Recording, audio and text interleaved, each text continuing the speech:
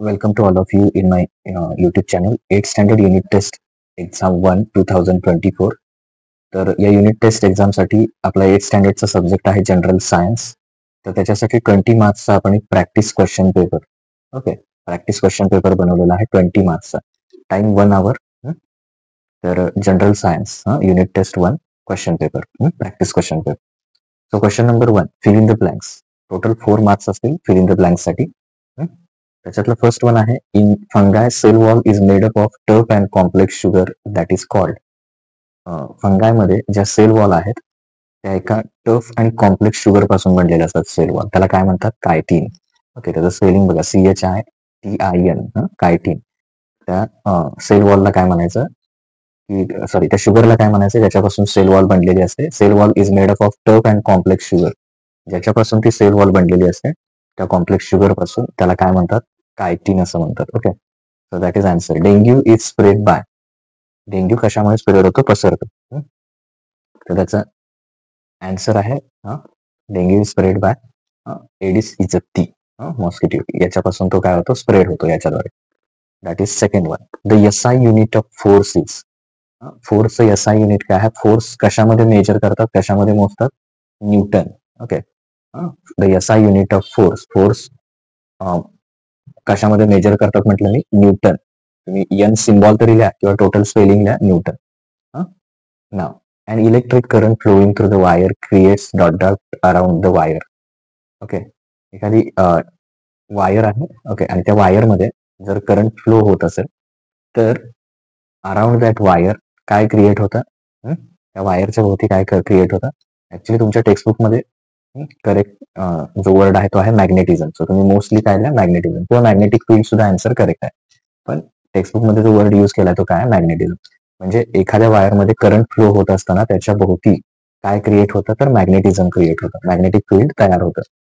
ना हे MCQ झाले. Match the pair. A आणि B कॉलम दिलेत आपल्याला, पेअर मॅच करायचे. फंगायचं एक्झाम्पल कुठला आहे? कॅन्डिडा.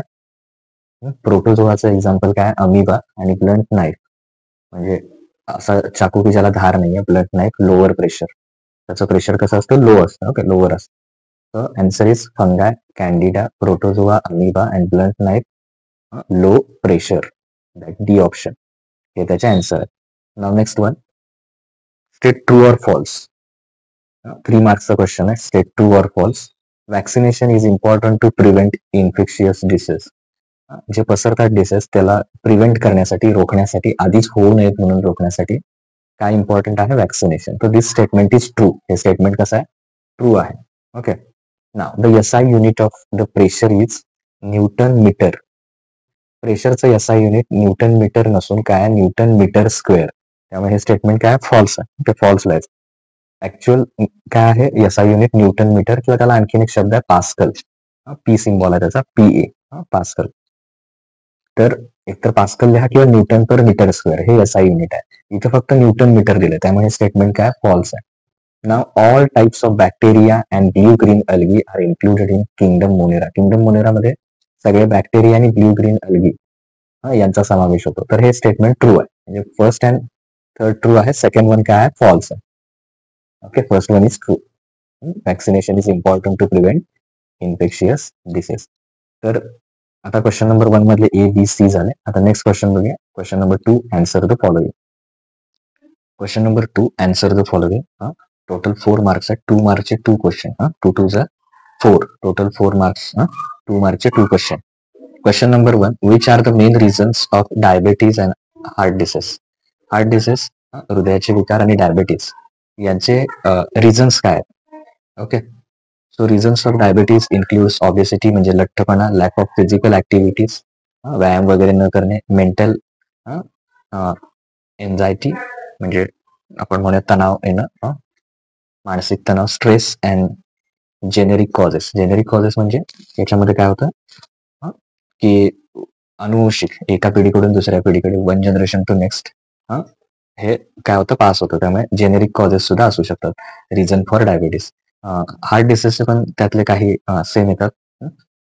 तर heart disease includes heavy smoking, drinking, खूप जास्त सिगारेट वगैरे स्मोक करणं, ड्रिंकिंग म्हणजे दारू वगैरे पिणं, हायपर टेन्शन, रक्तदाब वाढणं, बीपी वाढणं जास्त, हायपर टेन्शन, डायबिटीस ऑलरेडी असणं हार्ट डिसीजला कारणीभूत ठरतं, ऑबिसिटी मगाशी वेळ जसं, लठ्ठपणा, लॅक ऑफ फिजिकल ऍक्टिव्हिटी, व्यायाम न करणे, मेंटल एन्झायटी, थोडस चिंतेत असणं, अँगर, राग असणं, स्ट्रेस, तणाव असणं, अँड इम्बॅलन्स डाएट, म्हणजे खाण्यामध्ये सुद्धा डाएट बॅलन्सिंग नसणं, खाण्यापिण्यामध्ये सुद्धा नियम खाणं पिणं व्यवस्थित नसणं, इनबॅलन्स असणं. ओके, त्याला म्हणायचं imbalance diet. So reasons for heart disease मध्ये हे आले आणि reason for diabetes. Okay, now second question, give the scientific reason. Scientific reason मध्ये fruits can easily be cut with the sharp knife. Okay, एक टोकदार जर चाकू असेल धारदार तर त्यानं सहज आपल्याला फळं कापता येतात. त्याचं रिझन द्यायचं आहे. Since the sharp edge knife makes a lesser contact with the fruits.